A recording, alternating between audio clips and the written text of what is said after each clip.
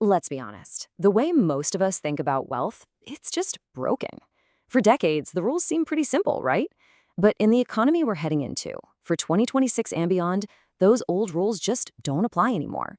So today, we're going to dig into a whole new framework for actually growing your wealth, because the old strategies, they just aren't going to cut it. So let's just start with a really direct question that, I think is on a lot of our minds. Is the money that you've worked so hard to save, is it actually losing its power, its value, just by sitting in the bank?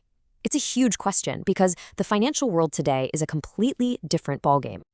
I mean, think about it. For our parents or grandparents, a savings account was the gold standard of financial security. The promise was so simple: put your money somewhere safe and watch it grow. But the reality of 2026, it's a totally different story. That same safe savings account now acts more like a holding pen, where the real value of your money, what it can actually buy you, is just quietly getting chipped away day after day. And look, this isn't some abstract idea. A recent report from Investopedia actually put a number on it. They estimate that the lifetime cost of things like owning a home, raising a family, retiring, the American dream, is a staggering $5 million. When you see a number like that, it makes one thing incredibly clear. Just passively saving your money is not going to get you there, not even close. So this brings us to our first big idea we have to tackle, what I call the myth of safe money. Because it turns out there are these hidden forces out there that are actively working against the cash you think is so secure.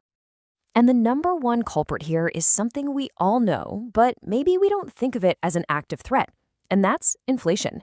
You should really think of it as a silent tax. A tax you're paying every single day. It's that invisible force that makes everything from your coffee to your gas just a little more expensive, and it's eating away at the future of every single dollar you've managed to save. Okay, so if just saving isn't the answer, then what is?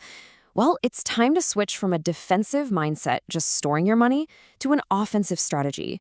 It's time to make your money work for you, not against you. And the fuel for this whole engine is a concept that, honestly, it's kind of like magic once you really get it: compound interest. It's this process where the money your investments make starts making its own money.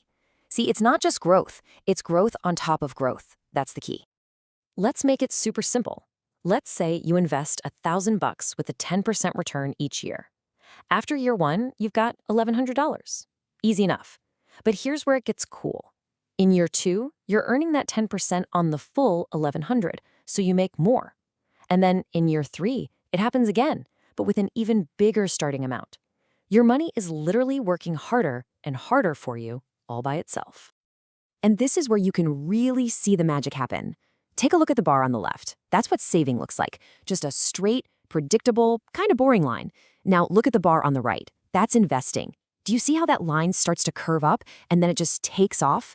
That's the power of compounding kicking into high gear, creating a massive exponential difference over the long run. Okay, so the concept is clear, but how do you actually do it? How do you put it into practice? So let's get right into the actionable stuff. 3 core strategies that are really designed for the economy of 2026. Think of these as your starting point, your playbook for this new financial world. The big question is, okay, where do you even begin? What are the actual opportunities that are out there right now? All right, strategy number 1. You've got to be looking at the AI revolution. And listen, this isn't just another tech trend. It's a deep, fundamental economic shift that is changing literally every industry you can think of. Now, most people think of the big tech stocks you can buy any day, right? But some of the most exciting stuff happens before companies ever go public. That's the private market, where you can get in on the next wave of innovators really, really early. And get this, according to JP Morgan, almost 70% of the value from AI is being unlocked in private markets right now. That just shows you the incredible scale of opportunity that most of us never even see on the stock market ticker every day. And Vanguard is on the same page. They're highlighting how AI is going to drive these huge productivity gains that will accelerate growth across pretty much every major service industry. So we're not talking about just 1 or 2 companies here. We're talking about a massive, widespread economic transformation. Okay, strategy number 2 is to diversify with what are called alternatives. For years and years, the standard playbook was just stocks and bonds. That's it. But today's economy, it demands a much broader toolkit. We're talking about things like real estate, private credit, even venture capital. These are investments that don't always move up and down with the stock market, which gives your portfolio a crucial layer of stability and, really importantly, new ways to grow. In fact, the experts over at JP Morgan have put it really bluntly. Alternatives are no longer optional if you want to build a resilient modern portfolio. So this isn't some fringe idea anymore. It's actually becoming a central piece of any sophisticated wealth strategy. And finally, strategy number 3. This one is the foundation that holds everything else together. You have to embrace a long-term focus. Look, real, lasting wealth isn't built by trying to guess the market's every little move. No one can do that. It's built through discipline and a consistent focus on growth over years and decades, not days and weeks. Vanguard's entire investment philosophy can pretty much be boiled down to this one simple, powerful idea. A long-term focus, you combine that with discipline, and that is what ultimately leads to strong, sustainable results. It's all about patience and perspective. So let's kind of wrap this all up. When we bring these ideas together, you can see that this isn't really just about a few financial tips. Synthesizing your wealth for today's economy, it's really about making a fundamental shift in your mindset. At the end of the day, the path forward really comes down to these 3 big shifts. It's about going from being a passive saver to becoming an active investor. It means you have to trade that short-term fear for a real long-term vision. And maybe most importantly, it's about shifting your thinking from just storing value to actively creating growth.